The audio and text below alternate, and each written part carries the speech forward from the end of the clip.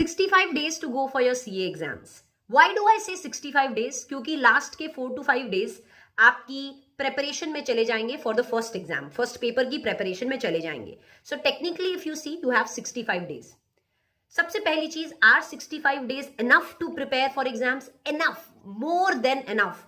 इन 65 days को अगर आपने अच्छे से यूटिलाइज कर लिया ना, आपका लेवल अप हो जाएगा आपकी प्रेपरेशन का. ट्रस्ट मी, जिस बच्चे ने इन 65 डेज को इफेक्टिव मैनर में यूटिलाइज कर दिया ना, डेफिनेटली आप अच्छे से अपने एग्जाम्स को क्लियर कर सकते हो. तो 65 डेज मोर देन एनफ होते हैं अपनी प्रेपरेशन को करने के लिए. तो इन 65 डेज में आप कैसे अपनी प्रेपरेशन को करोगे? बहुत सारे बच्चे मॉर्निंग पर्सन होते हैं, बहुत इवनिंग वाले पर्सन होते हैं. मतलब कुछ बच्चों को मॉर्निंग में पढ़ना अच्छा लगता है, कुछ को इवनिंग में पढ़ना अच्छा लगता है. That's on you. मैं आपको इस वीडियो में बताने वाली हूं आपको क्या क्या पढ़ना चाहिए 65 डेज में. अगर आपको अपने स्टडीज को प्लान करना है, आपको किन किन चीजों को कवर करना चाहिए ताकि आप बेटर वे में एग्जाम्स में प्रिपेयर करके प्रेजेंट कर सको. Right? So before starting this video, पहला क्वेश्चन, क्या आपने इस चैनल को सब्सक्राइब किया? अगर नहीं तो प्लीज सब्सक्राइब कर लीजिए, क्योंकि इस चैनल की मदद से मैं ट्राई करती हूं कि आपको मोटिवेट करूं एंड गाइड करती रहूं आपकी सीए जर्नी में. चलिए, let's get the video rolling. तो सबसे पहली चीज देखो, ये तो आप लोग सबको पता है कि study material is very important. Study material के पीछे के जो क्वेश्चंस होते हैं वो बहुत इंपॉर्टेंट होते हैं. पिछले 2 से 3 अटेम्प्ट के आरटीपी के, एमटीपी के क्वेश्चंस बहुत इंपॉर्टेंट होते हैं. ये सबको पता है. साइमल्टेनियसली आपको कर लेने चाहिए. जैसे ही आप एक पर्टिकुलर चैप्टर को खत्म करते हो, आपको RTP questions, study mat questions सब साइमल्टेनियसली कवर करना चाहिए. ये आपको भली भांति पता है. You guys are very very well aware about it. लेकिन जिन चीजों पे हम ध्यान नहीं देते हैं इन 65 डेज में, वो है पेपर प्रेजेंटेशन. लास्ट में जाके ना आपको बहुत ज्यादा स्ट्रेस हो जाएगा, क्योंकि कॉन्फिडेंस नहीं आएगा. आपको पेपर प्रेजेंटेशन की तैयारी आज से करनी है. कैसे करनी है वो मैं बताती हूं. देखो, प्रैक्टिकल सब्जेक्ट्स में एटलीस्ट 2 बार लिख के प्रैक्टिस करना जरूरी है. पहली बार जब आप लिखेंगे, first time when you will write, let's say आप अकाउंट्स को प्रैक्टिस कर रहे हो, तो पहली बार जब आप करोगे ना, तो आप सारे क्वेश्चंस को लिखेंगे. जब पहली बार आप लिखेंगे तो उन क्वेश्चंस को स्टार मार्क कर दो which you find difficult, which you are unable to solve, उन्हें स्टार मार्क करें. सेकेंड टाइम जब आप लिखेंगे, सिर्फ उन्हीं क्वेश्चन को लिखेंगे जो स्टार मार्क्ड है, ताकि आपका टाइम सेव हो जाए. करेक्ट? सो प्रैक्टिकल को 2 बार लिखना ही लिखना है, एंड थियोरी को कम से कम 3 से 4 बार रिवाइज करना है. उतना रिवाइज करना है जिससे आपको कॉन्फिडेंस मिल जाए. देखो, कुछ बच्चों को 2 बार रिवीजन से कॉन्फिडेंस मिल जाता है, कुछ को 3 से 4 बार रिवाइज करना पड़ता है तो कॉन्फिडेंस आता है. रिवीजन करना बहुत जरूरी है, कम से कम 3 to 4 टाइम्स. करेक्ट? अब रही पेपर प्रेजेंटेशन की बात. जैसे ही, अब मैं ये तो नहीं बोल सकती कि पूरा थ्योरी लिखो, इतना सारा थ्योरी है तो सारा तो लिखना पॉसिबल नहीं है. तो आप ना एक प्रॉमिस कर लो. मैं ये अपनी क्लास में भी सब बच्चों को ये बात बोलती हूं. आप प्रॉमिस करें कि कम से कम आगे आने वाले 50 डेज में आप रोज एक क्वेश्चन लिखोगे.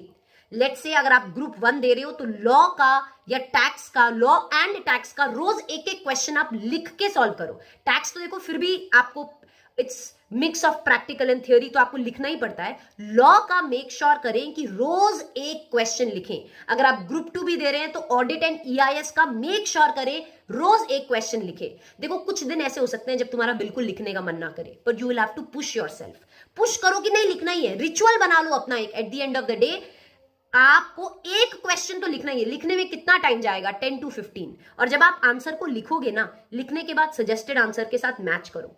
मैच करोगे तो आपको पता चल जाएगा क्या कीवर्ड्स आप यूज कर सकते थे, क्या चीजें आप लिख सकते थे जो आपने नहीं लिखा, कैसे आंसर्स को स्टार्ट करना है, कैसे आंसर राइटिंग को बेटर कर सकते हैं. आपको आइडिया मिल जाएगा when you will match your answer with suggested answer.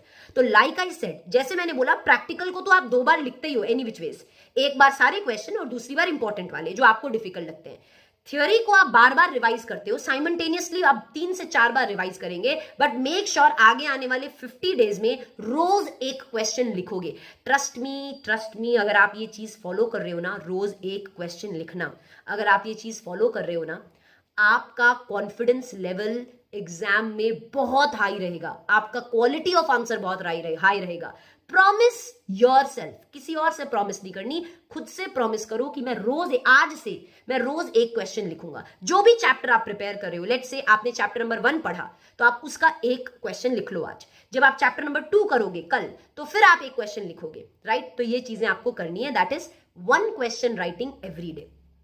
Now last thing that I'm going to be discussing with you, which is very very very important. देखो, आपने let's say 10 days दिए to prepare accounts, फिर आप 10 days दे रहे हो to prepare tax। तो जब आप टैक्स को प्रिपेयर करते हो ना, तो आप अकाउंट्स से टच मत छोड़ो। क्या बच्चे पता है क्या मिस्टेक करते हैं? जब आप अकाउंट्स को पढ़ रहे हो, 10 डेज आपने अकाउंट्स पढ़ी, फिर जब आप 10 डेज टैक्स को रिवाइज करते हो, आप अकाउंट से रिश्ता नाता सब छोड़ देते हो, आप अकाउंट्स की तरफ देखते भी नहीं हो। तो क्या होता है? अकाउंट्स दिमाग से ब्लर होने लगता है, कुछ कुछ एडजस्टमेंट्स ब्लर होने लगते हैं। तो जब आप टैक्स करते हो ना, मेक श्योर करो आप अकाउंट्स के टच में रहो, कुछ कुछ क्वेश्चंस चैप्टर्स के सॉल्व करते रहो। ये एक बहुत ही इंपॉर्टेंट चीज है। पता है क्या होता है? हम एक सब्जेक्ट को रिवाइज करते हैं, फिर दूसरे को करते हैं, फिर तीसरे को करते हैं। जब तक हम तीसरे पे आते हैं ना, हम पहले सब्जेक्ट्स की चीजें हमारे ब्लर होने लगती है। तो do not leave the touch. रोज 2 घंटा पिछली चीजों को रिवाइज करने के लिए रखो। जैसे आज मैं टैक्स रिवाइज कर रही हूं, तो 2 घंटा दिन का मैं अकाउंट्स को भी देखती रहूंगी, चैप्टर नंबर 1, चैप्टर 2, ऐसे थोड़ा बहुत टच में रहो, एक दो क्वेश्चंस अकाउंट्स के सॉल्व करते रहो, ताकि अकाउंट से टच ना छूटे। नहीं तो टच छूट जाता है, आपका फिर से उतना ही टाइम लगेगा, फिर से आपको अकाउंट्स रिवाइज करना पड़ेगा। तो प्लीज इन चीजों को फॉलो करें। मैं एकदम समअप कर देती हूं, मैंने आज की वीडियो में आपको क्या क्या बोला है। पहली चीज, जैसे ही एक चैप्टर खत्म हो, उसके स्टडी मैट क्वेश्चंस, उसके आरटीपी एमटीपी क्वेश्चंस को प्रैक्टिस करें, first thing. Second thing, paper presentation का ध्यान आज से दें, मतलब एक थ्योरी क्वेश्चन को रोज लिखें। 50 डेज 50 क्वेश्चंस को लिखोगे। तीसरी चीज, प्रैक्टिकल सब्जेक्ट्स को 2 बार आपको लिख के प्रैक्टिस करना है। थ्योरी सब्जेक्ट का मल्टीपल रिवीजन करना है, 3 to 4 टाइम्स रिवीजन करना है, जो आप जानते हो। अब आपको लास्ट में क्या करना है? जैसे ही जो भी आप स्टडी प्लान को फॉलो कर रहे हो, मेक श्योर जब आप एक पूरे सब्जेक्ट को प्रिपेयर कर लेते हो और दूसरे सब्जेक्ट को रिवाइज करना स्टार्ट करते हो, तो पहले सब्जेक्ट के टच में रहो, पहले सब्जेक्ट की चीजें सॉल्व करते रहो, उनके टच में रहो, एडजस्टमेंट्स के टच में रहो, कुछ कुछ चीजें सॉल्व करते रहो, ताकि आप का बिल्कुल टच ना छूटे अपने पिछले सब्जेक्ट से जो आपने प्रिपेयर करके रख दिया है। ठीक है, इन चीजों को आप फॉलो करेंगे एंड टेस्ट सीरीज बिल्कुल देंगे। टेस्ट सीरीज देने से बहुत फायदा मिलता है। तो प्लीज, एक आईसीआई के वेबसाइट पे मॉक टेस्ट पेपर्स हैं, आप 1 या 2 पेपर हर सब्जेक्ट के लिए दीजिए। और वेट मत करना कि जब 100% सिलेबस खत्म होगा तब मैं दूंगा, नहीं। You can definitely sit for your test series. जब आपका 70 to 75% सिलेबस हो गया, start giving test series. All right, I hope that this video was very helpful for you all. I'll keep guiding you all like this. Please follow these things that I've mentioned in today's video. Okay, see you and